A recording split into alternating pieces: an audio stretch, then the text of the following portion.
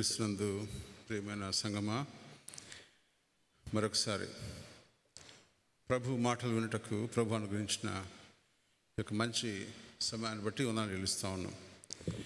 ప్రాముఖ్యంగా Bible study, దేవుని యొక్క జ్ఞానమును తెలుసుకొనుటకు, దైవ జ్ఞానములో ఉండే యొక్క నిపుణత తెలుసుకోవడము మనిషి యొక్క తృష్ణ. ఈ మనిషి తృష్ణ ఎప్పుడు తీరుతుందంటే unless until we reach the goal to the church.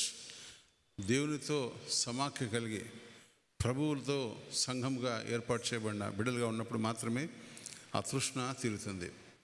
విశ్వాసకుండే నిరీక్షణ ప్రభువుతో సహవాసం. ప్రతి విశ్వాసకు ఉండాల్సిన ఒక ఆతురత, నేను పరిశుద్ధమైన సన్నిధానంలో కడపడాలని ఒక ఆత్మీయత. ఈ ఆత్మీయత కొరకు సిద్ధపాటు చేస్తున్న పరిశుద్ధాత్మను దేవుణ్ణి మరొకసారి కొనియాడుతూ మన ఆత్మను దేవుడు సిద్ధపరిచి ఈ యొక్క వాక్యంలోకి వెళ్ళుటకు ప్రభు మనకు సహాయం చేయను గాక. చివరి వారంలో నేను చెప్పాను ఎఫెసీ సంఘములోని అద్భుతమైన మాటలు. ఎఫెసీ సంఘంలో దేవుడు సత్క్రియలు, దేవునికి ఖండించే విషయాలు, దేవుడు సమ్మతించే విషయాలు చెప్తూ వచ్చాను. దేవుని సమ్మతించే విషయాలు, దేవుడు సమ్మతించిన విషయాలు ప్రతి మనిషిలో ఉంటాయి. కానీ గమనించండి, సమ్మతించే విషయాలతో మనము సఖ్యతతో వెళ్ళే విషయాలు, సమ్మతించని విషయాలతో మనము కాంప్రమైజ్ అయిపోయే విషయాలు. దేవుడు మన జీవితాల్లో కోరని ఒకటి కాంప్రమైజింగ్ నేచర్. ఈ కాంప్రమైజింగ్ నేచర్ ఉన్నంత వరకు మనము ప్రభుతో కట్టబడిన జీవితముగా ప్రభు పోలుస్తూ ఉన్నాడు. కాబట్టి మరొకసారి ఈ 7 సంఘాలు జ్ఞాపకం చేసుకుంటూ 7 సంఘాలు మీ జీవితంలో ముద్రించుకొని పరిశుద్ధాత్ముడి దేవుడు మనకు సహాయం చేయను గాక.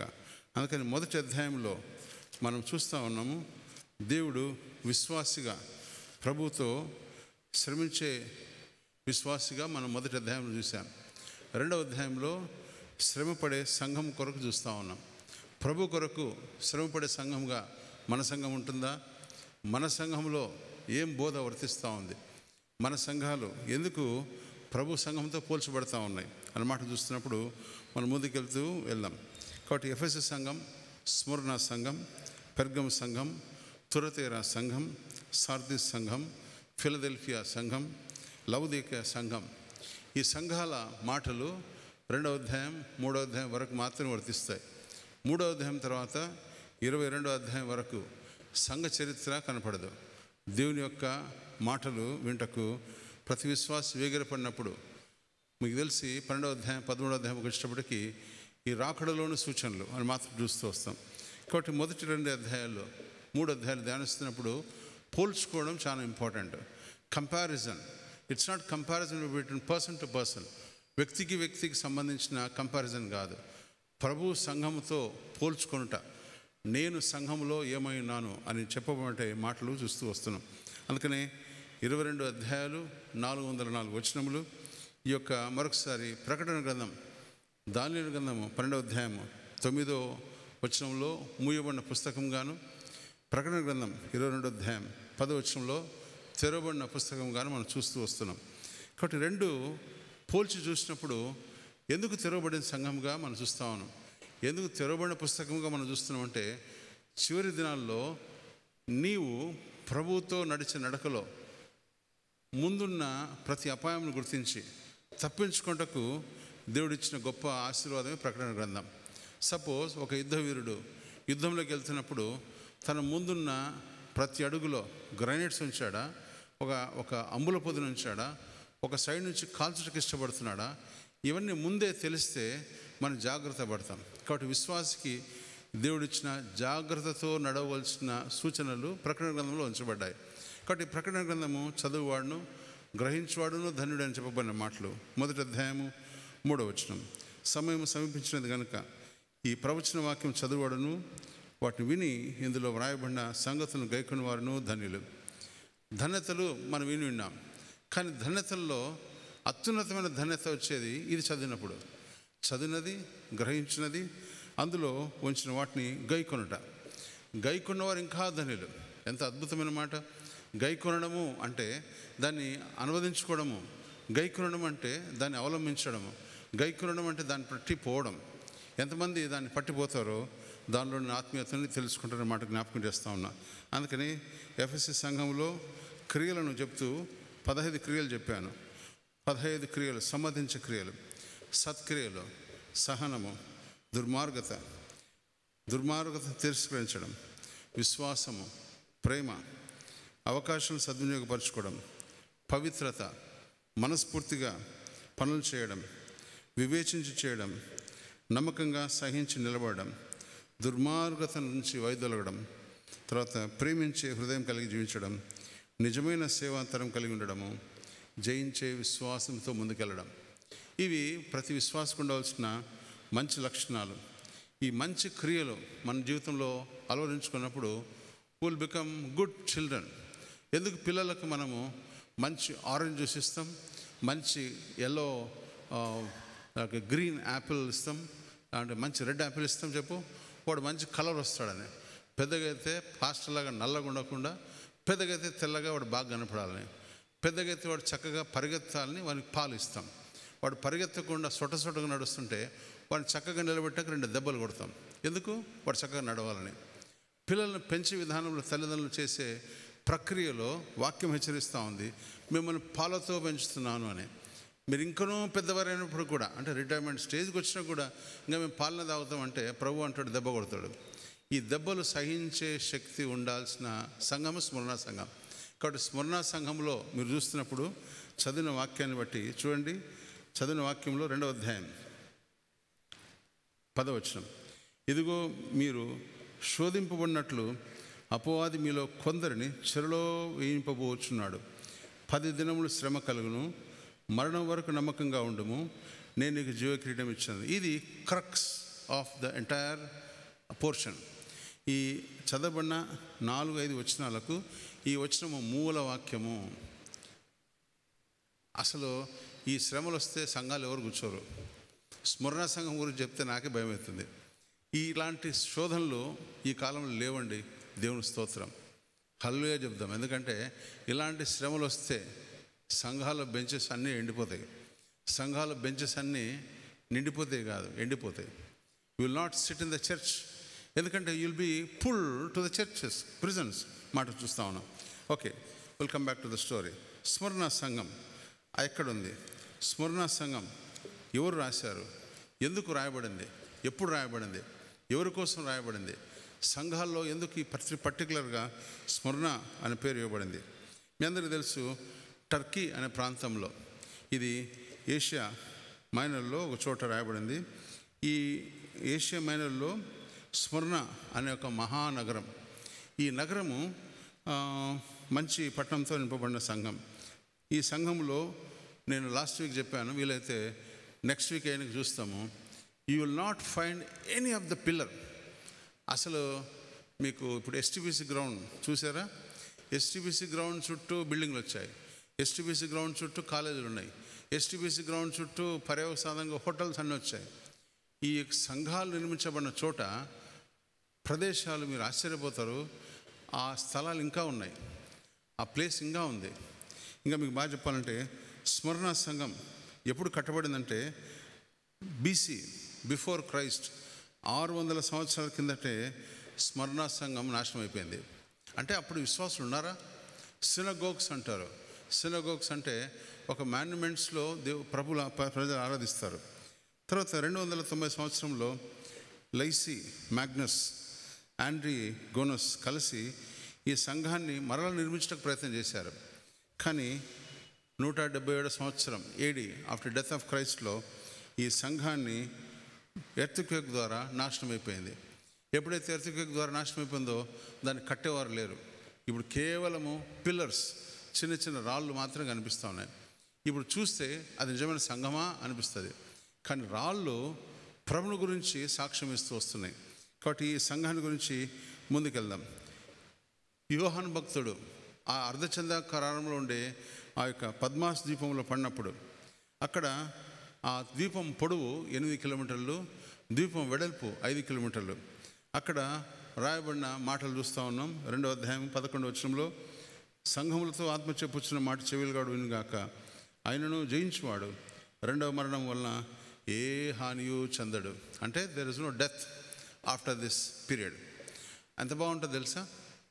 గమనించండి, ఈ అందమైన మనోహరమైన పట్టణము ఏషియాకు ఒక కిరీటంగా ఉండేది. ఈ అందమైన మహానగరము ఏషియాలో ఒక ఆభరణంగా పెట్టేది. ఇది గొప్ప పట్టణం, టర్కీలో ఒక ఆభరణంగా నిలిచే పట్టణంగా ఉండేది. ఈ పట్టణము రోమన్ గవర్నమెంట్ కింద ఒక ప్రత్యేకమైన పట్టణంగా పేర్కొన్నారు. మీకు ఎంతమంది చెప్పాను, బీసీ 600 సంవత్సరంలోనే నాశనం అయిపోయిందంటే దాదాపు కౌంట్ బీసీ 0కి వచ్చేటప్పటికి ఏడీ స్టార్ట్ అవుతుంది. అంటే యేసుక్రీస్తు పుట్టుక 0తో స్టార్ట్ అవుతుంది. అంతకుముందు 600 సంవత్సరాలు కౌంటింగ్లో నంబర్ తక్కువైపోతూ ఉంది. 600, 590, 580, 400, 300, 200, 100. 0కి వచ్చేటప్పటికి జీసస్ డివైడ్ ద హిస్టరీ అని చెప్తూ ఉంటాం. బీసీ అండ్ ఏడీ. ఏడీ అంటే మీకు తెలిసిందా చెప్పండి? Okay, very fall. Sir history చదివినట్టున్నాడు. అన్నా డొమినే, బిఫోర్ క్రైస్ట్ అన్నా డొమినే. చాలా మంది ఆఫ్టర్ డెత్ ఆఫ్ క్రైస్ట్ అంటూ ఉంటారు. అది కాదు. యేసుక్రీస్తు ఈజ్ డివైడెడ్ ద హిస్టరీ. ఈ హిస్టరీలో 600 సంవత్సరాలకు పూర్వమే ఈ స్మరణ సంఘం కింద పడిపోయింది. మీరు ఇప్పుడు అనొచ్చు నాతో, అంత పూర్వమైన సంఘంకు మాకేం పని సార్ అని. Imagine why God is so concern about this particular church అంటే చూడండి, 177 సంవత్సరంలో అర్త్వికేకి వచ్చిన తర్వాత కూడా ఏడి 177లో రోమన్ కింగ్స్ మార్తస్ అని అవెలియాస్ అని ఇద్దరు తిరుగా నిర్మించారు. నిర్మించిన తర్వాత దీని గురించిన హిస్టరీ రాద్దామని పోయారు.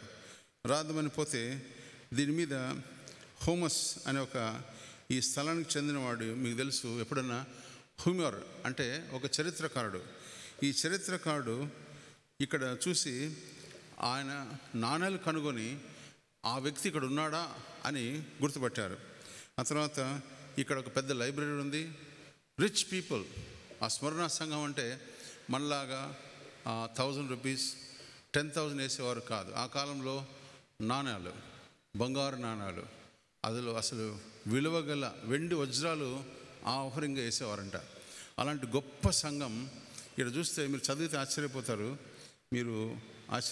చూడండి, 9వ వచనము, నీ శ్రమను నీ దరిద్రతను నేను ఎరుగుదును. అంటే బీద సంఘంగా అయిపోయింది. ఎందుకు బీద సంఘంగా ప్రభు పోలుస్తున్నాడు చూడండి. మళ్ళా, నీవు ధనవంతుడవే అయినను నువ్వు ధనవంతుడవే, తాము యూదులమని చెప్పుకొని యూదులు కాక సాతాను సమాజం వారి వలన నీకు కలుగు దూషణనే నెరుగుదును. నీవు పొందబో శ్రమలను భయపడకము. శ్రమలు సంభవించినప్పుడు దరిద్రత మనం వెంబడి ఉంటుంది.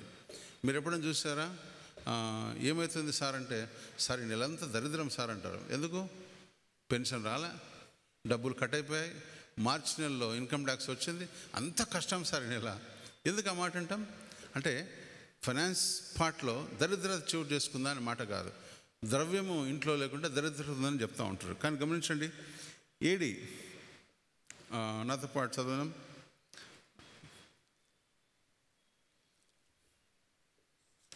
ఈ సంఘాన్ని చెప్తూ నో క్రిస్టియన్ చర్చెస్ అంటే దేశ వ్యాప్తంగా స్ఫురణ అనేవారు ఈ సంఘాన్ని పోలుస్తూ వచ్చారు.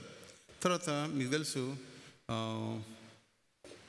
అపోస్తలైన పౌలు 3వ మిషనరీ జర్నీలో ఈ సంఘాన్ని స్థాపించాడు. 19వ అధ్యాయం నాతో పాటు తీయండి, యోహాను సువార్త 19వ అధ్యాయము 10వ వచనం.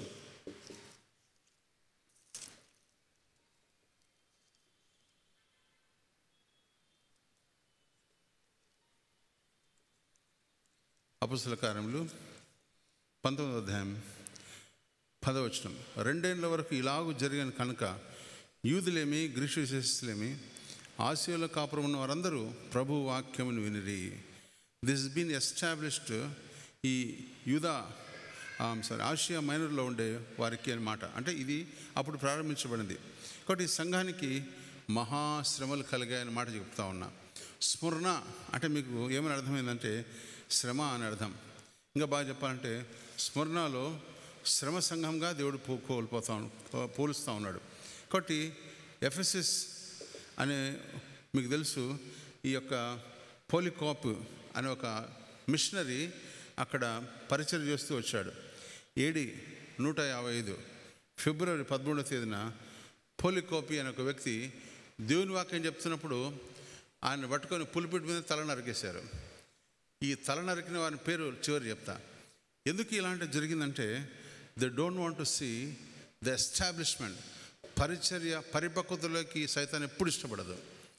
ఉధృతంగా సేవ చేస్తున్నట్టే బస్సు పట్టుకోవడము, ఉధృతంగా సేవ జరుగుతుందంటే బస్సు పంచర్ కావడము, ఉధృతంగా సేవ జరుగుతుందంటే మనలో మనకు కలహాలు రేపే సైతాను. కాబట్టి సైతాను ఎవరి ద్వారా ప్రేరేపిస్తుంది? మనుషుల ద్వారానే.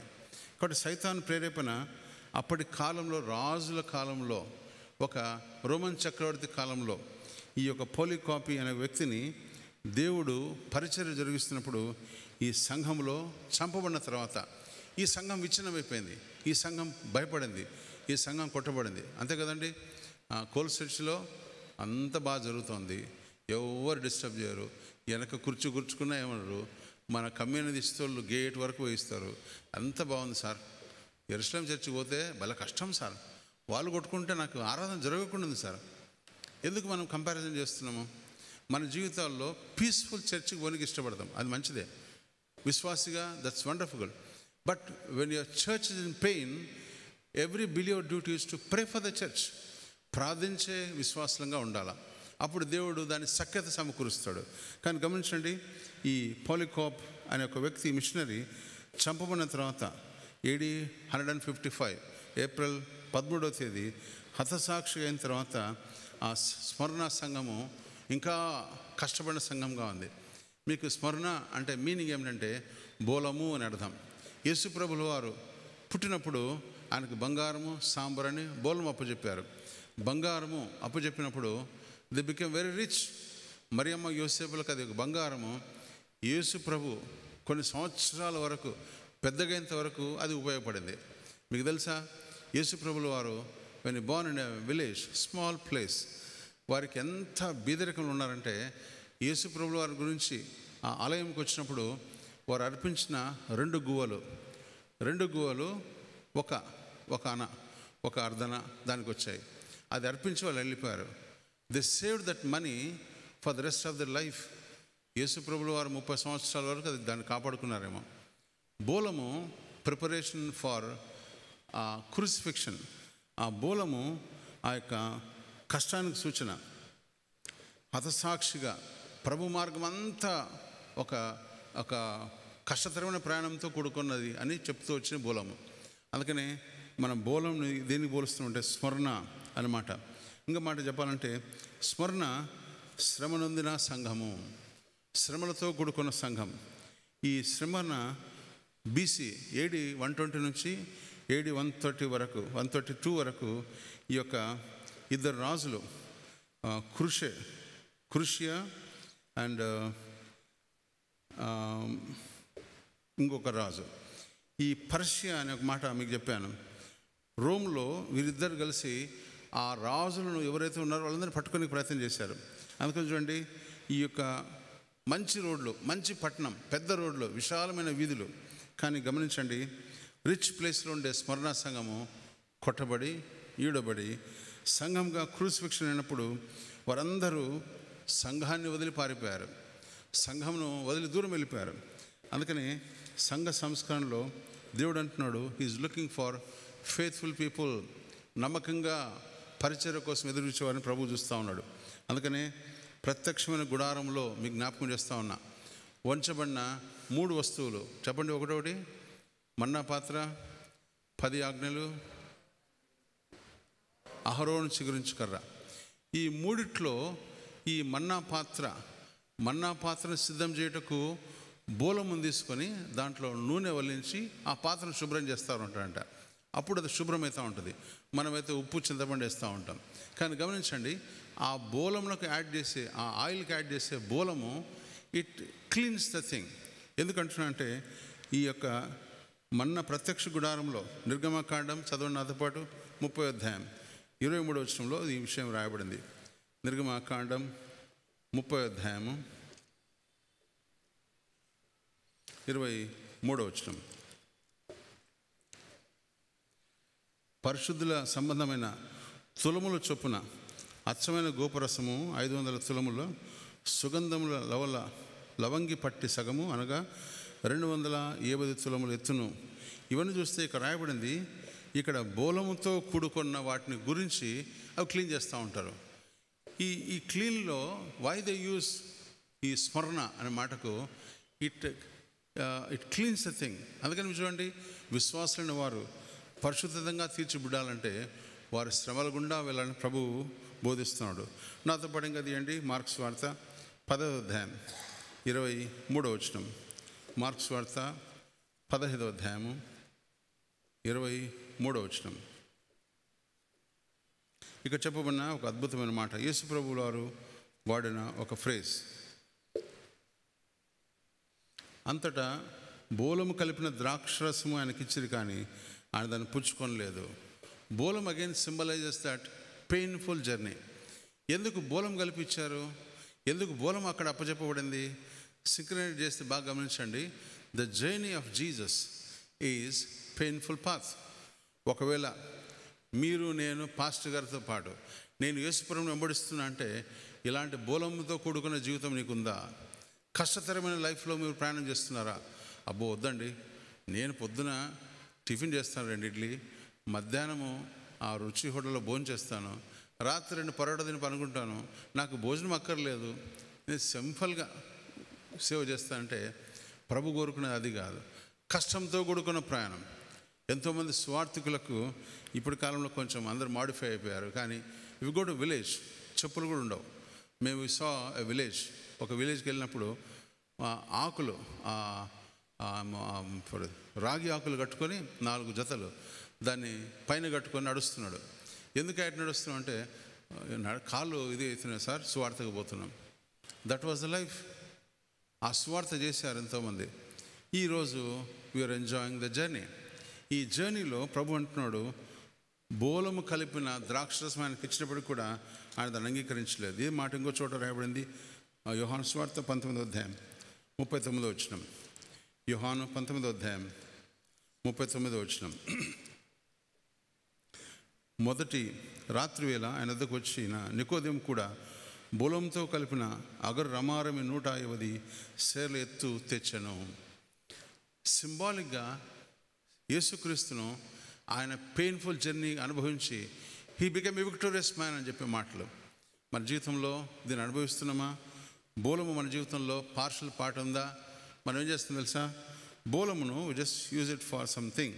కానీ సువార్త తేజరిల్లబడాలంటే బోలము మన జీవితంలో చక్కగా ఉండాలి. స్మరణ మన జీవితంలో చక్కగా ఉండాలని మాట జ్ఞాపకం చేస్తూ ఉన్నా. ఇది ఎంత మాట చెప్పాలంటే శ్రమలతో కూడుకున్న విద్య. బోలము అభిషేక తైలములకు సూచనగా ఉంది. అంతమాత్రం కాక బోలము సిలువకు గుర్తుగా ఉంది. బోలము మన జీవితంలో ఉందా? ఈ యొక్క కోల్ సెంటర్ తెలుగు బ్యాప్టిస్ట్ సంఘంలో పరిశుద్ధాత్మ చేత పట్టబడిన బిడ్డలుగా ఉంటున్నప్పుడు బోలముతో కూడుకున్న స్మరణ సంఘముగా మనం జీవిస్తూ ఉన్నామా? అందుకని అంటున్నాడు, ప్రత్యక్ష గుడారము పరికరంలో ఏ రీతిగా అది శుద్ధీకరించబడుతుందో, ఏ రీతిగా అది అలంకరించబడి పెళ్లి కుమారునికి కొరకు సిద్ధపడగల సంఘంగా ఉంటుందో ఆ రీతిగా ఉండాలని ప్రభు కోరుకుంటున్నాడు. గమనించండి, ఎస్తేరును సిద్ధపరిచినప్పుడు వారు బోలమును సిద్ధపరిచారు. సిలువ గుర్తుకు బోలముగా సూచిస్తూ ఉంది. అంతమాత్రం కాక సిద్ధపడే ప్రక్రియలో, ప్రభు కొరకు సిద్ధపడే ప్రక్రియలో బోలములకు సూచనగా ఉంది. కాబట్టి మన జీవితంలో ఏ రీతిగా సిద్ధపాటుతో మనం ముందుకెళ్తా ఉన్నాం? శ్రమకు ముంగుర్తుగా మనం ప్రభుని ఎదుర్కొంటున్నామా? శ్రమలకు ముంగుర్తుగా ఉండే ఈ బోలాన్ని మన జీవితంలో ఆహ్వానిస్తున్నామని మాట జ్ఞాపకం చేస్తూ ఉన్నా. అందుకని మాట సెలవిస్తూ ఉంది, విశ్వాసికి శ్రమ లేని జీవితము క్రైస్తవ జీవితం కాదు. శ్రమ లేని జీవితము అసలు నలగని జీవితము, శ్రమ లేని జీవితం కాదు. శ్రమలు ఓర్చుకొని ప్రభుతో నడిచే జీవితం మళ్ళీ జ్ఞాపకం చేస్తూ ఉన్నా. అపొస్తలుడైన పౌలు చెప్పబడిన మాటలు, నేను దిగంబరిగా అనుంటని, కొట్టబడితిని, ఈడబడితిని, అనేకమైన మార్లు మా ఓడ పగిలిపోయి ఆ ఒంటి చెక్కతో ఆ నీళ్ళ మీద ఉంటే మేము ఈ స్వార్థ సేవకు ఈ మాటలు చెప్తే ఎవరు రారు. ఇప్పుడు మిషనరీ సంస్థలో చూడండి, మీకు తెలుసా మిషనరీ సంస్థలు ఎందుకు మూయబడ్డాయి? మిషనరీ సంస్థలు ఈడబడ్డాయి, కొట్టబడ్డాయి గవర్నమెంట్ వచ్చిన తర్వాత. దాదాపు ఇప్పుడు 7వ సంవత్సరం, I think fifth year. By fifth year they close down lakhs and lakhs of ఈ Samaritan churches, good Samaritan churches. లక్షల వేల కోట్ల విలువ చేసి స్వార్థ సేవ చేసిన సంస్థలు మూయబడిపోయాయి. ఎందుకు తెలుసా? శ్రమలు వచ్చినప్పుడు ప్రార్థన చేస్తున్నామా? కానీ దేవుని స్తోత్రం, ఎవరు దీన్ని ఆపలేరు. పరిచర్యను ఎవరు ఆపకుండా ముందుకెళ్తా ఉంది. అందుకని సాక్ష్యాల రీతిలో ఉండే సంఘంగా మనం ఉండాలని ప్రభు హెచ్చరిస్తున్నాడు. అందుకని క్రీస్తుతో లోకంలో మీరుతో నడుస్తున్నప్పుడు శ్రమలతో ఉన్నారని మాట జ్ఞాపకం చేస్తూ ఉన్నాను. ప్రభు అంటున్నాడు, నేను లోకమును జయించున్నాను. మీకు శ్రమ కలిగినప్పుడు గమనించండి, నేను లోకమును జయించున్నాను మాట మీలో ఉన్నానని జ్ఞాపకం చేసుకోండి. మా జీవితంలో ప్రభువుతో నడిచే జీవితం మీకుందా? గమనించండి, ఈ సంఘము క్రీస్తు కొరకు అనుభవించిన సంఘంగా ఉంది. ఖడ్గంతో చంపబడ్డారు, రాళ్లతో కొట్టబడ్డారు, సింహాల ముందు పడవేసి ఈడబడ్డారు. అలాంటి శ్రమ సంఘాలు మనకు లేవు. మనం ఒకటే చెప్తాము, sir we are under the grace period. ఎవరు చెప్పారండి గ్రేస్ పీరియడ్ అని? గ్రేస్ పీరియడ్ ఒక అలవాటుగా తీసుకుంటున్నాం మనం. ఎందుకు తెలుసా? గ్రేస్ పీరియడ్ అని మనం పాపం చేస్తూ ఉన్నాం. గ్రేస్ పీరియడ్ అని ఇష్టం వచ్చినట్టు బ్రతుకుతూ ఉన్నాం. గ్రేస్ పీరియడ్ అని మనం చేయాల్సిన దొంగతనం అన్నీ చేస్తూ ఉన్నాం. విశ్వాస జీవితంలో ఇట్స్ నాట్ గ్రేస్ పీరియడ్. విశ్వాస జీవితంలో ఖండించే పీరియడ్, బోలం కలిగిన జీవితంగా ఉండాలని ప్రభు హెచ్చరిస్తూ ఉన్నాడు. అందుకని చూడండి, క్రీస్తుతో శ్రమలు అనుభవించే సంఘముగా మీరు ఉంటున్నామా అని ప్రభు జ్ఞాపకం చేస్తూ ఉన్నాడు. క్రీస్తు క్రమబద్ధమించబడిన బిడ్డలుగా మన జీవితంలో క్రీస్తుతో ప్రయాణములుగా ఉంటున్నామా అని మాట జ్ఞాపకం చేస్తున్నాడు. గమనించండి, యెషయా గ్రంథం 53వ అధ్యాయంలో చెప్పబడిన అద్భుతమైన మాటలు. ఇది శిలువ శ్రమలకు సూచించే మాట. ఆయన కొట్టబడ్డాడు, ఈడబడ్డాడు, నల్లగొట్టబడ్డాడు. ఆయన చూడండి 53వ అధ్యాయము, యేసుక్రీస్తు శ్రమల పునరుత్థానంలో ఈ మాట ఎప్పుడు చదువుతూ ఉంటాం. 53వ అధ్యాయము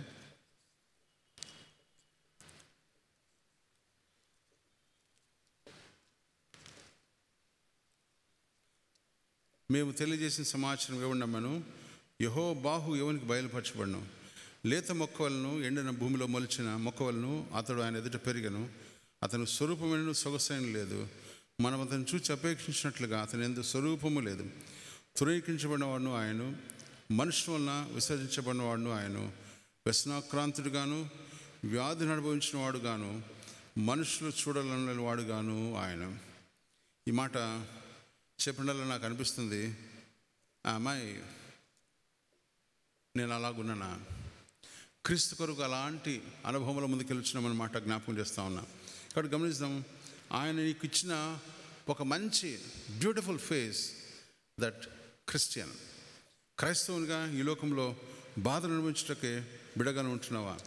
ఆయన మార్గంలో ఉంటున్నప్పుడు మనం అనుకుంటాం, ఆయన మార్గంలో నడుచున్నట్టుంటే బాధలు రావని, శ్రమలు రావని, వేదనలు రావని, నిందలు రావని, అవమానాలు రావని, చర్చ సభ్యత ఉంటే కష్టాలు ఉండవని, చర్చ సభ్యత ఉంటే నాకు ఈజీగా అన్ని కేక్ వాక్ అనుకొని తిరస్కారం ఉండదని అనుకుంటాం. కానీ గమనించండి, చదవండి నాతో పాటు హెబ్రీయులకు రాసిన పత్రిక 2వ అధ్యాయము 18వ వచనం రాయబడిన అద్భుతమైన సత్యం. హెబ్రీయులకు రాసిన పత్రిక 2వ అధ్యాయము 13వ వచనం. నేను ఆయన నమ్ముకొనిందును.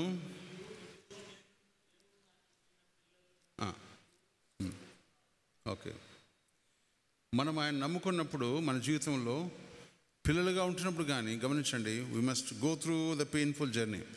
ఈ పెయిన్ఫుల్ జర్నీలో ప్రభు ఇచ్చే అద్భుతమైన సత్యాలు గమనిస్తాము. ప్రకటన గ్రంథము 1వ అధ్యాయం ఇంతమంది చెప్పాను, శ్రమలతో నొందిన శిష్యులు. 2వ అధ్యాయంలో శ్రమ నొందిన సంఘం చూస్తూ ఉన్నాం. అందుకనే శ్రమలు సహించిన వారుగా ఉండాలా. శ్రమలను మనము ఎదుర్కొనే బిడ్డలుగా ఉండాలా. శ్రమలను మనము భరించిన బిడ్డలుగా ఉండాలా. శ్రమను పొందుటకు మనము విశ్వాసంగా బలంగా ఉండాలని ప్రభు జ్ఞాపకం చేస్తున్నాడు. అందుకని క్రైస్తవ జీవితం అంటే చాలామంది ఇప్పుడు సంఘాల్లో కొత్త బోధ వచ్చింది, బాగా సాగిపోతాం. యేసు ప్రభు ఆయన 5 గాయం నొందాడు కాబట్టి మనకు శ్రమలు లేవంట. యేసు ప్రభు స్వస్థత కొరకు ఆయన మరణించాడు కాబట్టి మనకు అన్ని కేక్ వాక్. కేక్ వాక్ అయితే బాగుంటుంది. It's not cake walk. He is a role model. ఆయన పొందాడు కాబట్టి నువ్వు పొందుతావు అని చెప్తున్నాడు ప్రభు. కానీ మనం ఏం చేసుకుంటున్నాము? ఇంకొక బోధ. ఆయన పొందాడు కాబట్టి మనకు ఉండవని. ఎవరు చెప్పారండి? వాక్యం చెప్తుంది అల్లిగా, క్రైస్తవ జీవితం అంటే బాగా సాగిపోతుందని, ఏ నిందలు ఉండవని, ఏ కష్టాలు ఉండవని, ఏ బాధలు ఉండవని, చక్కగా సాగిపోతుందని మనం అనుకుంటే అది మంచి మాట కాదు. సిలువ సూచిస్తూ ఉంది symbol of crucifixion.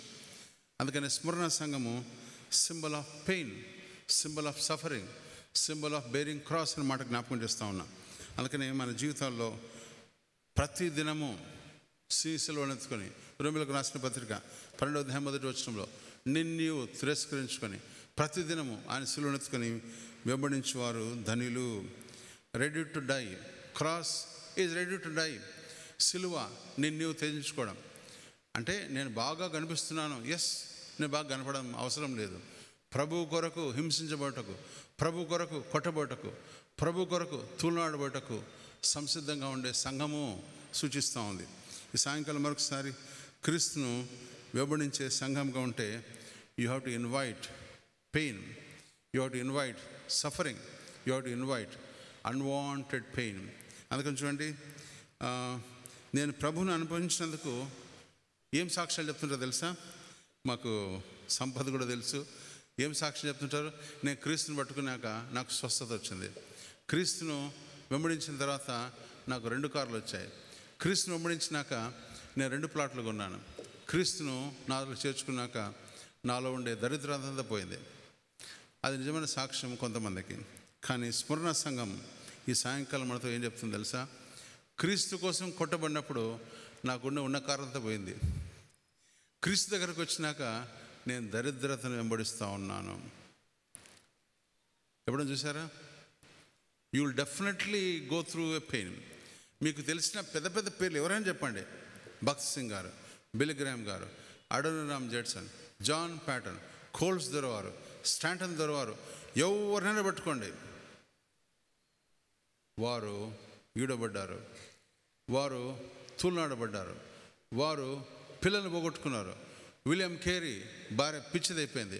William Carey కొడుకు పూడ్చిపెట్టుటకు 3 అడుగుల స్థలం దొరకలేదు. విలియం కేరీ కొడుకు పూడ్చినప్పుడు ఆయన కాళ్ళు పైకి వచ్చాయని ఆ మట్టి ఏనుగు కూడా ఆ స్థలము ఆ టైం లేక ఆయన కొట్టినారు. మన జీవితంలో దేని కొరకు ప్రయాసపడతా ఉన్నాం? కోర్టు కోసమా? It's not the court, it's your test money. నీ సాక్ష్యము చాలా ఇంపార్టెంట్. ప్రభు హెచ్చరిస్తూ ఉన్నాడు. ఈ సాయంకాలం గమనించండి, ఆయన పొందిన దెబ్బల చేత మనకు స్వస్థత. అందుకనే బెంగళూరులో ఒక సంఘం వచ్చింది. ఆ సంఘం పేరేం తెలుసా? Blessing church. నువ్వు ఫస్ట్ డే వస్తే నీకు కోట్ ఇస్తారు. ఆ డే కోటు ప్రతి సండే వేసుకుపోవాలా. మీకు మంచి భోజనం పెడతారు, బర్గర్ ఇస్తారు, పిల్లలకు మంచి కోబన్ ఇస్తారు. బ్లెస్సింగ్ చర్చ్ ప్రతి నెల మీరు 10,000 రూపాయలు వేయాలా. బ్లెస్సింగ్ చర్చ్ మీరు పాస్టర్తో చేయగలిగితే 1,00,000 రూపాయలు వేయాలా. Blessing church. అలాంటి సంఘాలు కొన్ని ఉన్నాయి. దేవుని సంఘంగా పిలువబడే సంఘంగా ఉంటున్నప్పుడు శ్రమ అనుభవించుట నాకు మేలు ఆయన. అపోస్తలుడైన పౌలులాగా మనం చెప్తున్నామా? శ్రమ అనుభవించే సంఘంగా మనం ఉండాలని ప్రభువు జ్ఞాపకం చేస్తున్నాడు. మనుషులను సంతోషపెట్టువాడైతే, అపోస్తలుడైన పౌలు చెప్పిన మాట, నేను ఎప్పుడో సంతోషపెట్టేదను. కానీ ప్రభు వాక్యము హెచ్చరించబడుతూ ఉంది. దేవుని బోధ ఏమో బోధిస్తూ ఉంది. What is the today's preaching? ఈ కాలంలో ఉన్నతమైన బోధ. ఏం బోధ చెప్తా ఉన్నాం? మేలు కలిగే బోధ, బాధ కలిగే బోధ ఉందా? కత్తరింపు ఉందా? నీ జీవితంలో కుట్టుట ఉందా? మన జీవితంలో ఆదివారం మంచి ప్రసంగం చేశారండి, మంచి ప్రసంగం కాదు, నిన్ను కష్టపెట్టే ప్రసంగం ఉందా? ఆ ప్రసంగాలు మనకు కరువు అయిపోయాయి. అందుకని మాట చెప్తా ఉన్నా, కొరింథీ సంఘంలో అపోస్తలుడైన పౌలు చెప్పిన మాట, నేను నీళ్ళు పోయలేదు, పౌలు పెంచలేదు, అపోలోవాడు నీళ్ళు పోయలేదు, క్రీస్తు మీ కొరకు శ్రమ అనుభవించి చనిపోయి తిరగాలేచాడు. కాబట్టి ప్రభు కొరకు మనం ప్రయాసపడదామన్న మాట జ్ఞాపకం చేస్తూ ఉన్నాం. అందుకనే ఎప్పుడైనా చూసారా? అపోస్తలు పౌల్ చర్చ ఏడనుందా? ప్రపంచంలో ఏడని చూసుకోండి. But he has done marvellous work in the history of Christianity. ఇంత చేసిన గొప్ప అపోస్తలుడైన పౌలు ఎక్కడున్నాడు? ఒక కురూపి, ఒక పొట్టివాడు, ముఖం అందవికారంగా, తల దూకొని కూడా దువ్వెన లేని అపోస్తలుడైన పౌలు కానీ దేవుడు అతను బహుగా హెచ్చించాడు. మా జీవితంలో ప్రభు కొరకు కష్టపడి బిడ్డలుగా ఉన్నప్పుడు దేవుడును దీవిస్తాడు. అపొస్తలుడైన పౌలు తిమోతికి చెప్పిన మాటలు, మనుషుల హితబోధను సహింపక క్రీస్తు కోసం నల్లగొట్టే బిడ్డలుగా ఉండాలని ప్రభు హెచ్చరిస్తున్నాడు. ఈరోజు శ్రమ కలిగిన సంఘం, స్మరణ సంఘం మనకేం బోధిస్తూ ఉంది? ఆశీర్వాదాలు కాక దేవుని కొరకు ప్రయాసపడే సంఘంగా ఉండాలని ప్రభు హెచ్చరిస్తూ ఉంది. అందుకని జ్ఞాపకం ఉంచుకోండి, శ్రమ నొందిన సంఘంగా ఉంది కాబట్టి స్మరణ సంఘంలో ఆ పీరియడ్ ఆఫ్, నేను మళ్ళీ జ్ఞాపకం చేస్తూ ఉన్నా, పీరియడ్ ఆఫ్ 177 నుంచి 127 నుంచి 132 AD వరకు 50 లక్షల మంది చచ్చిపోయారు ఆ సంఘంలో. 50 లక్షల మందిని ఊచకోత కోశారు. 50 లక్షల మందిని నిర్దాక్షిణ్యంగా చంపడేశారు. ఎందుకు తెలుసా? క్రైస్తవ మతము పైకి రాకూడదని. గమనించండి, ఈ సంఘంలో అందుకని ఒకప్పుడు గొప్ప ఐశ్వర్యంగా ఉండే సంఘం నిరుపేదైంది. క్రీస్తు కొరకు నష్టపరుచుకుంటున్నామా? నష్టం గాయించుకునే బిడ్డల జీవితాలను దేవుడు బహుగా ఆశీర్వదిస్తాడు. అందుకని చూడండి, రోజా పువ్వు ఎంత బ్యూటిఫుల్గా ఉంటుందో మూల నుంచి బయటకు వస్తూ ఉంది. ఎప్పుడైనా చూసారా? Beautiful thing is coming out అంటే విత్ పెయిన్ఫుల్ థింగ్. కష్టంతో పైకి వస్తుంది కాబట్టి బ్యూటీ ఈజ్ కమింగ్ అవుట్. అందుకని ఐశ్వర్యం, ఆశీర్వాదం, ఈ కాలంలో బోధ బంగారు, ఐశ్వర్యము, ఆశీర్వాదము, కారు, ఇండ్లు, మంచి కుటుంబాలు దొరికినాయంటే అది ఐశ్వర్యం కాదు. వాక్యం హెచ్చరిస్తూ ఉంది, ప్రభు కొరకు కష్టపడే బిడ్డలు, ప్రభు కొరకు శ్రమనందే బిడ్డలు, వారిని చూస్తున్నామా? అది నిజమైన సంఘం అని చెప్తా ఉంది. అందుకని నేను క్రీస్తుని అంగీకరించిన తర్వాత నేను కొట్టబడ్డాను, క్రీస్తుని అంగీకరించిన తర్వాత నేను ఈడవబడ్డాను, క్రీస్తుని అంగీకరించిన తర్వాత ఎక్కడో ఉండాల్సి జీరో అయిపోయాను. అలాంటి సాక్ష్యాలు ఉన్నాయా? నాకు తెలిసి తక్కువ.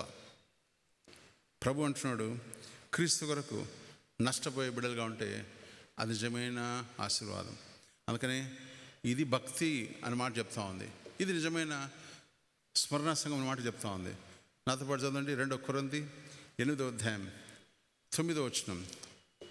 2 కొరింథీ 8వ అధ్యాయం 9వ వచనం. మీరు మన ప్రభు అయిన యేసుక్రీస్తు కృపను ఎరుగుదురా? ఆయన ధనవంతుడు ఉండి మీరు తన దరిద్రత వలన ధనవంతులు కావాలని మీ నిమిత్తము దరిద్రుడాయను. ఒకవేళ నాకు అప్పుడప్పుడు అనిపిస్తుంది,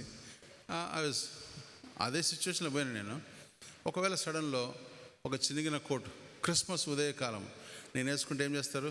ఏం పాస్టర్ ఈరోజు కూడా మంచి కోట్ వేసుకెళ్ళేవా అంటారు. To show to the community the pain is privilege అన్నమాట చెప్పనిక. పెయిన్ పొందినప్పుడు ప్రయోజకులుగా అవుతారని వాక్యం హెచ్చరిస్తూ ఉంది. అందుకని నిజమైన కష్టమైన సంఘంగా ఉండాలని ప్రభు కోరుకుంటున్నాడు.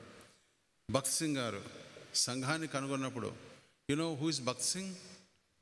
ఎవరు చెప్పండి? ఖచ్చితంగా ఆయన యెరూషలేము ఒక విశ్వాస అధినేత. కానీ ఆయన ఎక్కడో పంజాబ్ నుంచి అమెరికాకు పోయినాక ప్రభు ఉన్నాడు, just go back to Hyderabad, అడవి సేవ చేయి. లేదు దేవుడా ఆయన వెరీ ఇంటెలిజెంట్, నాకు అది గోల్డ్ మెడలిస్ట్, నేను ఇన్నే ఉంటే సెటిల్ అయిపోతా. నో, హైదరాబాద్కి వచ్చాడు, ప్రార్థన చేశాడు, ఆ క్రాస్ రోడ్స్ దగ్గర నిలబడి ప్రభు వైపు చూశాడు. ప్రభు చూపించాడంట, go there into the ministry. ప్రభు చూపించాడు, 5,000 సంఘాలు కట్టాడు దేవుని విశ్వాసంతో. ఆయనతో పాటు ఫాక్స్ దొర గారు, ఆయనతో పాటు ఫాక్స్ దొర సేవ చేశారు. ఫాక్స్ దొర గారు కర్నూలుకి వచ్చారు, బ్రదర్ అండ్ అసెంబ్లీ ప్రారంభించారు. బ్రదర్ అండ్ అసెంబ్లీ వచ్చిన తర్వాత ఫాక్స్ దొర కుమారుడు ఒకసారి వచ్చినప్పుడు మేము పోయినాం. ఆయన ఏడ్చాడు, సంఘాన్ని చూసి విలపించాడు. ఎందుకు? సంఘము ఎదుగుదల లేదని బాధపడ్డాడు. మా జీవితంలో ప్రభు కొరకు ఎలాంటి పరిచయం చేస్తూ ఉన్నాం?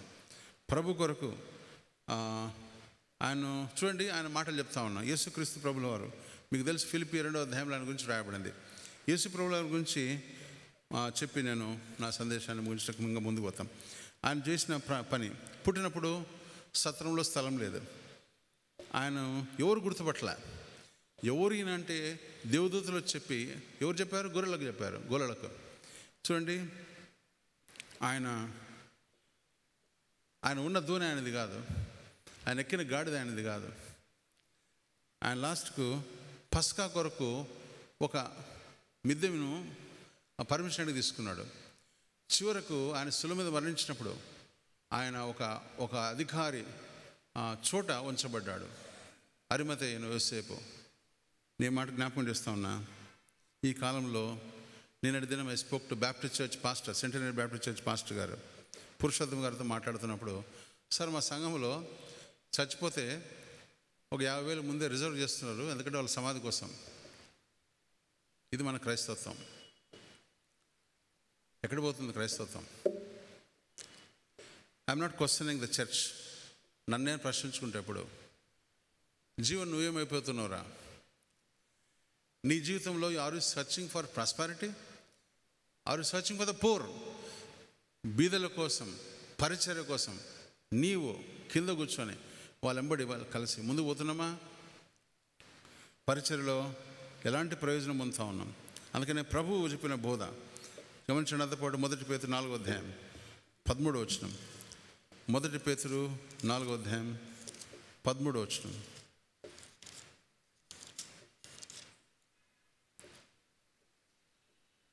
క్రీస్తు మహిమ బయలుపరచబడినప్పుడు మీరు మహానందంతో సంతోషించి నిమిత్తము క్రీస్తులో మీరు పాలివారి ఉన్నంతగా సంతోషించడే. పాలిబాగినంతగా మనం ఉంటున్నామా? 91వ కీర్తన 10వ వచనం. శ్రమలో అతని తోడైండదనం. సాయంకాలం మరొకసారి గమనించుకుందాం. మన జీవితము స్మరణ బోలంతో ఉండే సంఘముగా ఉందా? ఆయన 33 సంవత్సరములు ఈ లోకంలో ఉండి దేవుని పరిచర్య కోసం ప్రయాసపడ్డాడు. ఆయన ఒక బిల్డింగ్ కట్టాలనుకుంటే కర్నూలు అంత పెద్ద బిల్డింగ్ కట్టిండొచ్చు, but never went to build his house, build a church. He made people to catch people. అందుకని అన్నాడు, నేను మిమ్మల్ని మనుషుల పట్టు జాలలుగా చేస్తాను అన్నాడు. కానీ ఆయన బిల్డింగ్లు కట్టుకోలే. దరిద్రతను అనుభవించాడు. ఆయన కొట్టబడ్డాడు, ఈడబడ్డాడు. యాకోబు 2లో దూషించబడ్డాడనే మాట చూస్తూ ఉన్నాం. అందుకనే సైతాను అనేకులను దూషించింది కానీ, నిందలు పెట్టింది కానీ ప్రభు సహించాడని మాట చెప్తా ఉన్నాం. మీకు తెలుసా, ఒక చోటుకి ఆయన వెళ్ళినప్పుడు అందరు ప్రజలు అన్నారు ఆయన, నువ్వు దయచేసి ఇక్కడి నుంచి వెళ్ళిపో, నువ్వు ఉంటేనే 2,000 పందులు చచ్చిపోయాయి, నువ్వు ఇంకో రోజు ఇంకొక అడుగేస్తే మా 2,000 గాడిదలు కూడా చచ్చిపోతాయి, కాబట్టి దయచేసి ప్రభువా ప్లీజ్ లీవ్ దిస్ ప్లేస్. ఆ జీవితంలో దేనికోసం ప్రయాసపడతా ఉన్నాం? శోధింపబడి ప్రభుతో నడిచే జీవితం ఉందా?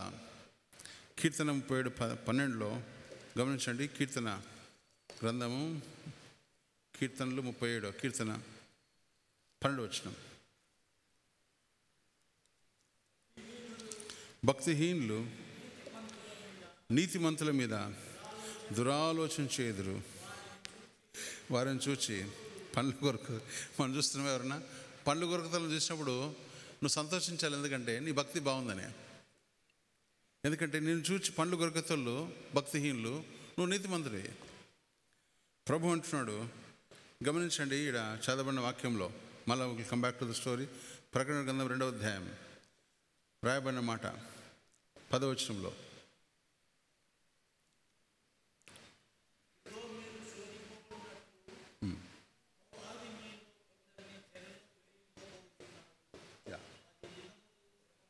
ఈడ చూడండి బాగా 10 దినముల గురించి చెప్తా, ఇంకా ముగిస్తాను.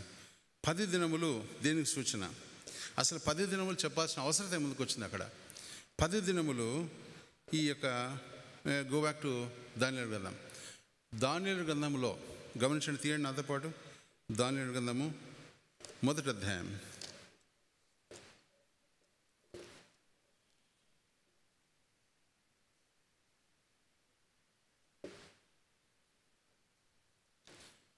దానియేలు గ్రంథం 1వ అధ్యాయం. వారిని చెరకొని వచ్చిన తర్వాత వారు ప్రభుతో కలిసి వారు మాట్లాడిన విధానం, రాజు వారితో మాట్లాడిన తర్వాత 18వ వచనం, 1వ అధ్యాయం 18వ వచనం. నెబుకద్నెజరు తన సముఖమున వారిని తేవలని ఆజ్ఞయించి నియమించిన దినములు కాగానే. గమనించండి, నియమించిన దినములు ఎన్ని దినములు? ఎక్కడన్నా చూస్తారా మీరు? ఓకే, 12వ వచనం. భోజనములకు శాఖాధారములకు పానములకు నీళ్ళము నీ దాసులకు మాకు ఇప్పించి దయచేసి 10 దినముల వరకు మమ్మల్ని పరీక్షించము. This is a word repeated in Revelation chapter 2 verse 10. ఈ మాట ఎందుకు జ్ఞాపకం చేస్తామంటే, 10 దినములు ఎందుకు మనతో ప్రభు మాట్లాడుతూ ఉన్నాడు? 10 దినములు సింబలైజ్గా క్రీస్తు శ్రమల దినాల్లో ఈ 10 దినములు చాలా ఇంపార్టెంట్. ఈ 10 దినముల్లో వారు ఏం చేశారు? They proved themselves. మీరు అనొచ్చు, ఆ 10 దినాల్లో వాళ్ళు తిరిగి రాబోయారు. కానీ 10 దినములు మనతో ఏం బోధిస్తూ ఉంది? 10 దినములు ఈ యొక్క ప్రకటన గ్రంథంలో ఎందుకు అద్భుతంగా రాయబడిన మాటలు గమనించండి. ఈ 10 దినములు ఈ యొక్క గవర్నర్స్గా ఉండారు. ఫరో గవర్నర్స్గా ఏర్పాటు చేశారు. గమనించండి, 2వ అధ్యాయం 1వ వచనం. నెబుకద్నెజరు తన ఏలుబడి 2వ సంవత్సరమున కలలు కనెను. అలాగా 10 మంది రాజులు వాళ్ళు ఏరుకుంటూ వచ్చారు. ఈ 10 మంది రాజులు suppose say like Bulgaria, Egypt, Syria, ఈ ప్రాంతాలన్నింటిలో ఈ సంఘాల గురించి రాస్తూ వచ్చిన మాటలు. ఈ సంఘాలు 7 సంఘాల్లో ఈ 7 సంఘాలకు శిక్ష ఏ రీతిగా వర్ణించబడింది చెప్తూ వచ్చిన 10 దినాలు. ఇది కంపారిజన్. ఈ 10 రాజ్యాలు, ఈ 10 దినాలు ఈ 70 సంవత్సరాల సూచనకు సూచన. ఇంతకుముందు మీకు చెప్పాను, లాస్ట్ వీక్ చెప్పాను, యేసుక్రీస్తు ప్రభుల వారు చెప్పిన 7 దినములు అని చెప్తూ వచ్చాను. 7 దినములు సింబాలిక్గా ఆయన 3 సంవత్సరాలు మీకు మెసేజ్లో చెప్పుకుంటూ వచ్చాను.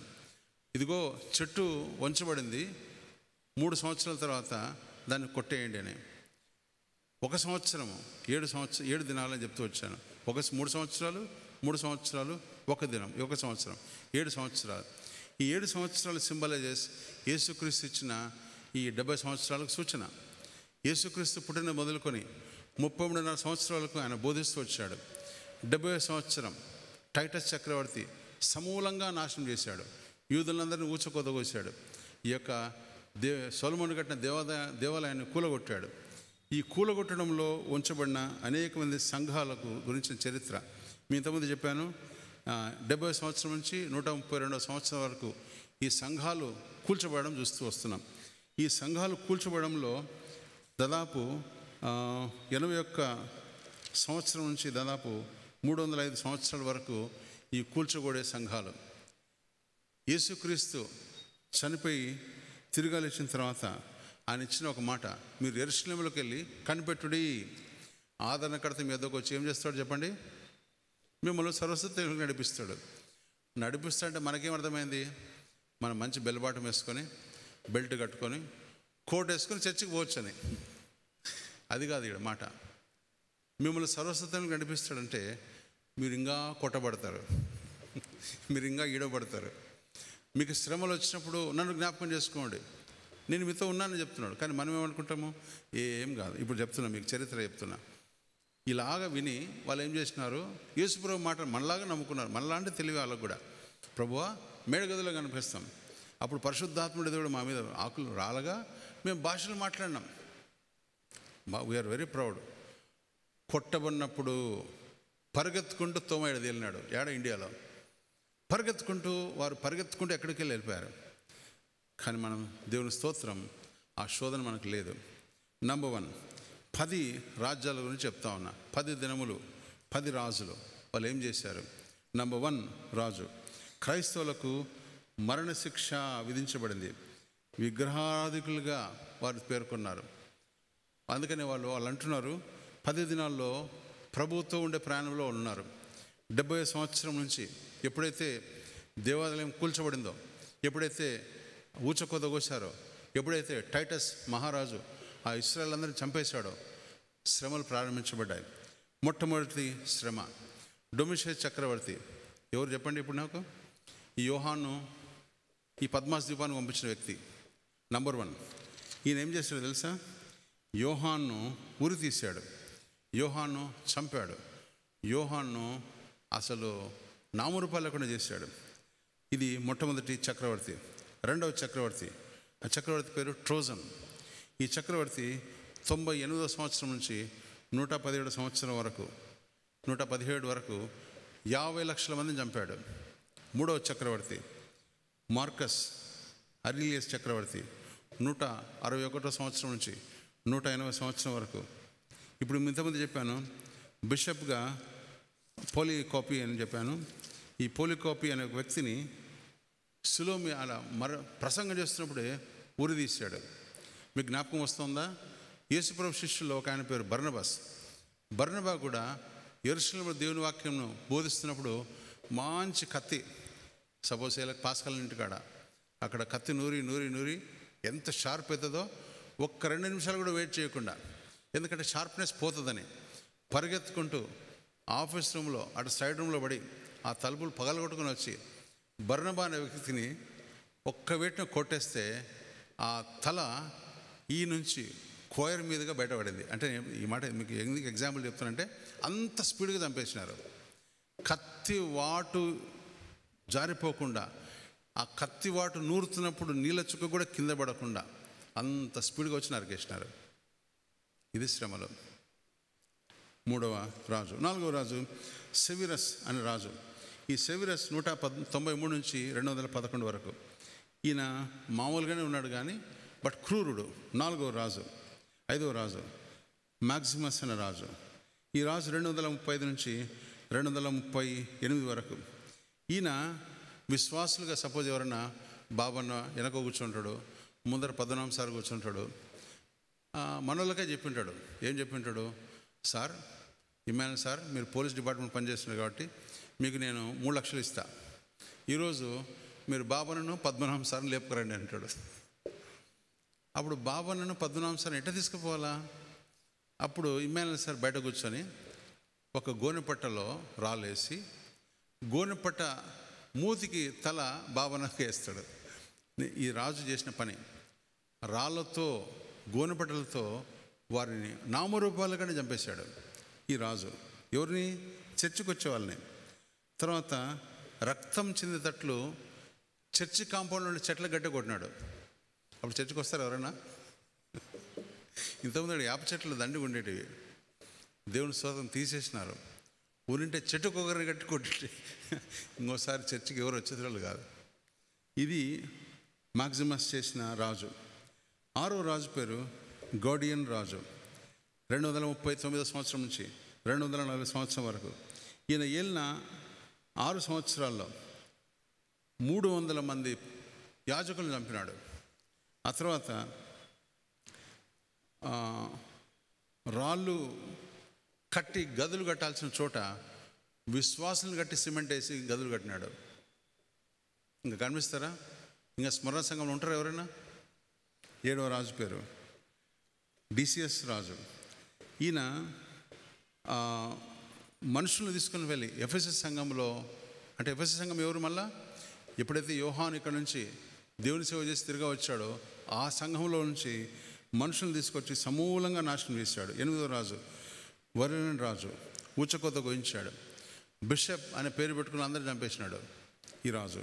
9వ రాజు అరలియన్ రాజు. 10వ రాజు డయోలిషన్ రాజు. ఈ రాజు శాసనాలు చేశాడు. ఆరాధనా స్థానాల్లో పులిపిటి ఉంటే పడగొట్టడని చెప్పేశాడు. ఎక్కడైతే పులిపిటి ఉందో దాన్ని సమూలంగా నాశనం చేయమని చెప్పాడు. ఈరోజు మనం పెట్టిన బైబిల్, బయట ఉన్న బైబిల్ ఎత్తుకొని పోయి కాల్ చేసిన రాజు ఈ రాజు. కానీ దేవుని స్తోత్రం, ఈరోజు we have freedom in the churches, freedom to worship the lord, freedom to adore him. ఇప్పుడు చదువుకుందాం దేవుని వాక్యంలోని మాట. ఇదిగో 10వ వచనం, మీరు శోధింపబడినట్లు అపవాది మీలో కొందరిని చెరలో వేయబోచున్నాడు. 10 దినములు శ్రమ కలుగును, మరణం వరకు నమ్మకంగా ఉండము, నేను నీకు జీవ కిరీటం ఇచ్చదను. మనం ఈజీగా చదివేస్తున్నాం. 10 దినములు శ్రమ కలుగును. 10 దినాలు 10 రాత్రులా గడిపేశారు. ఎన్నో లక్షల మంది చచ్చిపోయారు. కానీ ప్రభు నిన్ను సజీవంగా ఉంచాడు. గమనించండి. చివరిగా నమ్మకంగా ఉండము, నేను నీకు జీవ కిరీటం ఇచ్చదను. He is telling to every believer, every church member, be faithful in service. నమ్మకంగా ఉందమ్మా? దేవుడు మనకి శ్రమలు ఇవ్వలేదు, కానీ ప్రభుతో ప్రయాణం కష్టతరమైన ప్రయాణం. ప్రభుతో ప్రయాణం ఎంతో ఆపదలతో కూడుకున్న ప్రయాణం. చిన్న స్టోరీ చెప్పిన ముగిస్తే, డేట్ పాలు కూడా ముందర ఉన్నాడు కాబట్టి, పరిచర్యకు మేము వెళ్ళాం. సంపత్ మాతో ఉన్నాడో లేదో మాకు జ్ఞాపకం లేదు. అనంతపూర్ సంపూర్ణ, ఐ థింక్ మనోహర్ లేడు, జీవన్ ప్రతాప్, సీనియర్ బ్యాచ్. మేమందరము అనంతపూర్ స్వార్థకి వెళ్ళాం. అనంతపూర్ గంభీరంగా స్వార్థ సేవ, SI church, centre of the church, అది ఊర్లో ఇటు ఉంటుంది. సాక్ష్యం చెప్పాలా, 3వ దినం సాక్ష్యం చెప్తున్నాడు. మొదటి దినం అయిపోయింది, స్వార్థ గంభీరంగా జరిగింది. అప్పుడు మేము పాదులు తీసాం, లైట్లు వేసాం. జాన్సన్ స్టీఫెన్ అనే వాక్యం చెప్పాలా, నేను జీవన్ ప్రతాప్ సూపర్విజన్. స్టేజ్ కట్టాలా, కార్పెట్లు వేయాలా, లైట్లు వేయాలా, అందరికి వచ్చిన వాళ్ళందరినీ కూర్చోబెట్టాలా, సాంగ్ బుక్స్ ఇవ్వాలా, వచ్చిన వాళ్ళందరినీ సరి చేయాలా, పాస్టర్ గారు వాక్యం చెప్తున్నాను చెప్పాలా. స్టేజ్ మీదకి వెళ్ళి మేము పులిపిట్ ఎప్పుడు వేసుకోలేదు, స్టేజ్ మీదకి వెళ్ళి దండలు ఎప్పుడు వేసుకోలే. అప్పుడు డేవిడ్ పాల్, ఆయన పేరు వెంకటేశ్వర్లో, సాక్ష్యం చెప్పాలని చెప్పాం. 3వ దినము సాక్ష్యం చెప్పడానికి పోయినారు. మాకు అంతకుముందు తెలుదు, అంతకుముందే భారత్ బైబిల్ కాలేజీ వాళ్ళు వచ్చి దేవుని వాక్యం చెప్పి వెళ్ళిపోయారు. ఎట్లా వాక్యం చెప్పారంటే, యేసుప్రభు నమ్మకొకటి శాపం రా అని చెప్పారు. ఇంకా ఒక 300 మంది ఎస్ఎఫ్ఐ, ఏబిఎస్ఎఫ్ వాళ్ళు, ఆర్ఎస్ఎస్ వాళ్ళు కూడగట్టుకొని మా కోసం వెయిట్ చేస్తున్నారు. అది మాకు తెలియదు.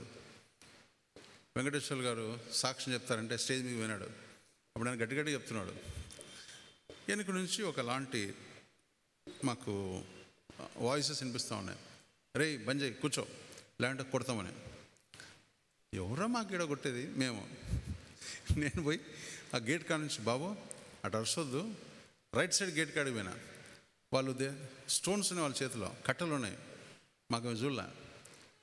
బాబు అట్లా చేయొద్దు, దయచేసి కూర్చో అంటే, నేను వాని మీద ఒక చేస్తే నా మీద 10 చేతులు వాడిని వెనక. వెంటనే నాకు సైన్ వచ్చింది, సాగ చేశాను. డేట్ పాల్ అర్ధాంతరంగా ఆపేసాను. పాస్టర్లు భయపడ్డారు, లైట్లు దింపేసినాం. డేట్ పాల్ ఆడ లేడు. ఇంకా రాజ్ కుమార్, సంపూర్ణ, ఆ తర్వాత జాన్సన్, స్టీఫెన్, ఆ తర్వాత అందరూ పరారు. ఆ నుంచి ఎవరు లేరు. మిగిలింది ఇద్దరం, నేను జీవన్ ప్రతాప్, ఇద్దరం. మా పని ఏమి, ఎంతసేపునా మేము దాన్ని మళ్ళా తీసి చిన్న పని లెక్క కుర్చీలు ఎత్తేసి జైలు లెక్క ట్యాంకులన్నీ లోపల పెట్టి ఆ కార్పెట్లన్నీ మరితేసి మేము రాత్రి బయలుదేరాం. రాత్రి 10:30 మమ్మల్ని కాసుకొని ఉన్నారు.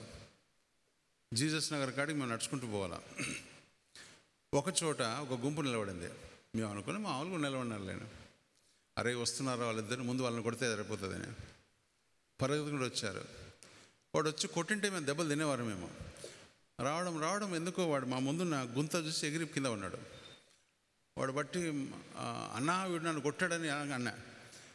మేమిద్దరం అనిచి పరారిగా మేము పరిగెత్తుకుంటూ మా ఇంటికాడికి మేము వస్తుంటే వీళ్ళు అనుకున్నారు ఎవరు మమ్మల్ని కొట్టడానికి వస్తున్నారని. వాళ్ళు గట్టిగా తలుపులు వేసుకొని ఎవరు లైట్లని బంద్ చేసి, బాబు మేమంటూ కూడా మనం గుర్తుపట్టకుండా అలాంటి గందరగోళం. దేవుని పరిచర్య ఆషామాషి కాదు. మనం ఎక్స్ప్లోర్ కావడం లేదు. పరిచర్యకు నాకు తెలిసి ఐ థింక్ స్వార్థ సేవకు ఎంతమంది పోతున్నారో నాకు తెలియదు, కానీ స్వార్థ సేవ పోతాం, కరపత్రాలు ఇస్తాం, యేసుని నమ్ముకోరా అంటాం, ఒక పాస్టర్ భోజనం పెడతాడు, వస్తున్నాం. అది స్వార్థ కాదు. స్వార్థ మీకు ఇంకా చూపిస్తా, ఎక్కడ తీసుకుపోతా ఆడ చేద్దాం స్వార్థ. నిజంగా తూలునాడితే ఎటుంటుందో స్వార్థ చెప్తా. నీ కళ్ళులో నీళ్ళు తిరిగినప్పుడు అది నిజమైన స్వార్థ. యేసుప్రభు వారే నిన్ను నమ్మేది అన్నప్పుడు స్వార్థ. అట్లాంటి స్వార్థ చేద్దాం. ప్రభు కొరకు కష్టపడదాం, ప్రభు కొరకు ప్రయాసపడదాం. నాకున్న ఒక్క జీవితం, మిగిలింది నేను బతికితే ఇంకా 5 ఏళ్ళు బతుకుతాం. ప్రయాసపడదాం, కష్టపడదాం. స్మరణ సంఘము కష్టపడింది. స్మరణ సంఘము బీద సంఘంగా మారింది. ఒక రాళ్ళు మాత్రమే సాక్ష్యం ఇస్తాయి. ఆ రాళ్ళు చెప్పే సాక్ష్యము ఈరోజు నీవు ప్రభు కొరకు బోలంలాగా వాడబడే విశ్వాసిగా ఉంటున్నావా? దేవుడి మాటలు దీవించి ఆశ్రయించిన గాక. ప్రార్థన చేసుకుందాం. మన వద్దలో ఉండే పెద్దలు ఆర్ఎస్ దినకర్ గారు ప్రార్థన చేస్తారు. తర్వాత ఆశీర్వాదంతో ముగించుకుందాం.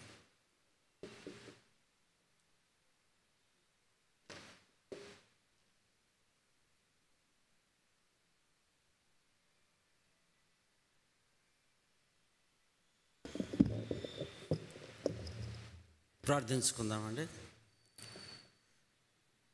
పరమందాశీయుడైన మా గొప్ప తండ్రి, త్రియేక యెహోవా దేవ, నీకే వందనాలు, స్తుతులు, కృతజ్ఞతాస్తుతులు చెల్లిస్తుంటున్నాం తండ్రి.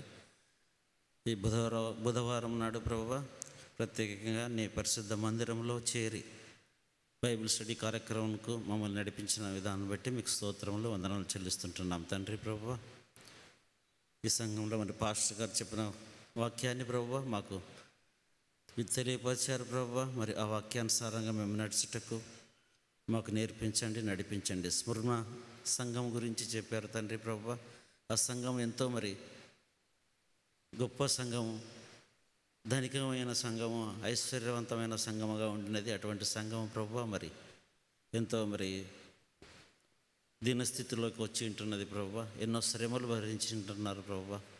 అలాగే ప్రభువా మరి నీ మార్గంలో మేము నడుస్తుండగా ప్రభువా ఎన్నో శ్రమలు మేము పొందవలసి ఉంటున్నది ప్రభువా.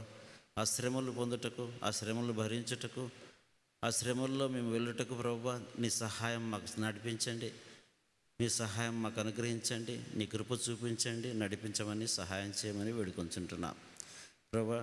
మరి ట్రినిటీ సంఘమును ప్రభువా, కోల్స్ సెంటినల్ తెలుగు బ్యాప్టిస్ట్ సంఘమును ప్రభువా మీరు దీవించండి, ఆశీర్వదించండి ప్రభువా. ఈ సంఘంలో ఉన్న ప్రతి కుటుంబాన్ని, ప్రతి సభ్యున్ని దీవించండి, ఆశీర్వదించమని వేడుకొంచుంటున్నాం. 3 పాస్టర్లను దీవించండి, వారి కుటుంబాలను దీవించండి. అలాగే ప్రభువా స్టాండింగ్ కమిటీని దీవించండి, వారు చేస్తున్న పనులను దీవించండి. మరి ఆ సంఘమంతా ప్రభువా ఒకే మాటతో, ఐకమత్యంతో ప్రభువా నీ అందరి మార్గంలో, నీ మార్గంలో నడుచుటకు, నీ ఆజ్ఞలను పాటించుటకు, ఏక మనస్సుతో ముందుకు వెళ్ళటకు సహాయం చేసి దీవించమని వేడుకొంచుంటున్నాం. సార్వత్రిక సంఘాన్ని దీవించండి, ప్రపంచంలో ఉన్నటువంటి సంఘాలన్నీ దీవించండి. నీ సువార్త సేవ చేస్తున్న నీ సేవకులను ప్రభా, సువార్థికులను దీవించండి, ఆశీర్వదించండి. ఎన్నో చోట్ల ప్రభా ఎన్నో అవాంతరాలు, శ్రమలు ఎదుర్కొంటున్నారు తండ్రి ప్రభా. అటువంటి వారిని మీరే ఆదుకోనండి ప్రభా, సహాయం చేయండి ప్రభా, మార్గం సరళం చేయండి. అలాగే ప్రభా మరి నీ వచ్చేసరికి ప్రభా ప్రతి మోకాళ్ళు నీ ముందు మోకరిల్లవలసిన అవసరం ఉంటున్నది ప్రభా. మరి అటువంటి సువార్త పరిచర్యను ముందుకు తీసుకువెళ్ళటకు మీరే నీ కృప చూపించమని సహాయం చేయమని వేడుకొంచుంటున్నాం. మరి బైబిల్ స్టడీ కార్యక్రమం ద్వారా మేమంతా ప్రభు ఆధ్యాత్మికంగా ఎదుగుటకు, నీ వాక్య మర్మాలు తెలుసుకుంటకు మాకు నీ కృప చూపించి నడిపించమని, వచ్చిన వారిని అందరినీ దీవించమని, ఎంతోమందిని ఈ కార్యక్రమానికి నడిపించగలరని, వాక్యం చెప్పిన నీ దాసుని దీవించమని, మమ్మల్ని అందరినీ మరి తిరిగి ఇంటికి చేర్చమని ప్రభువా. నీ మార్గంలో మేము నడుస్తూ నీ సేవలో, సువార్త సేవలో మేము కూడా పాలుభాగస్థలం వద్దకు మమ్మల్ని నడిపించి నేర్పించమని మా ప్రభువు రక్షకుడు క్రీస్తునామమున వేడుకొంచున్నాం తండ్రి. ఆమేన్. ఆశీర్వాదం. పరమతండ్రైన దేవుని ప్రేమయు, కుమారుడైన యేసుక్రీస్తు కృపయు, పరిశుద్ధాత్మ కరుణ సహవాసం అనేది విశ్వాసం చే బిడ్డల కుటుంబాలకు, సంఘానికి బిడ్డలప్పుడు సదాకాలం తోడైన గాక. ఆమేన్. దయచేసి వీళ్ళైతే నెక్స్ట్ వీక్ ఇంకో సంఘం చదువుకొని రండి. థ్యాంక్ఫుల్ టు మన డేట్ పాల్ సిఓ గారికి, ప్రైజ్ టీవీ ఈ wanted to shoot and load to వాట్సాప్లో, యూట్యూబ్లో పంపిస్తారు. కాబట్టి దయచేసి పార్టిసిపేట్ కండి, ప్రార్థన చేయండి. దేవుడి పరిచయం, దేవుడి దీవించి ఆశ్రయించుకోరు. God bless.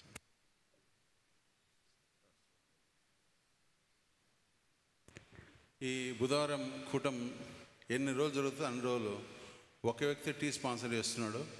దేవుడు ఆయన కుటుంబాన్ని దీవించి ఆశ్రయించిన కాక. ఆ పేర్లు తర్వాత చెప్తా. దేవుడు ఆయన ఎందుకో హీ వాంటెడ్ టు కమ్యూనికేట్. వీలైతే next week last Saturday will have meal అంటున్నాడు. నేను వద్దంటున్నా. అంటే మీల్ వద్దు బా, టీ బిస్కెట్ చాలంటున్నాం. దేవుడు పరిచయం దీవించి ఆశ్రయించుకో. God bless you.